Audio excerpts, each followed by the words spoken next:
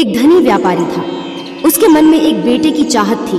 उसने शिव की पूजा की। शिव जी ने उसे पुत्र प्राप्ति का वरदान दिया, लेकिन यह भी कहा कि वह पुत्र केवल 12 वर्ष तक ही जीवित रह पाएगा। व्यापारी ने और अधिक लगन से पूजा पाठ शुरू कर दिया। जब उसका बेटा 11 वर्ष का हुआ तो उसने उसे धर्म की पढ़ाई के लिए काशी भेज दिया।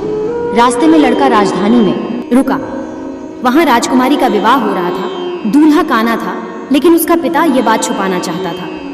उसने व्यापारी के बेटे से दूल्हे की जगह बैठ जाने को कहा। विवाह के बाद व्यापारी के बेटे ने एक कपड़े पर सारी सच्चाई लिख दी और उसे राजकुमारी को दे दिया।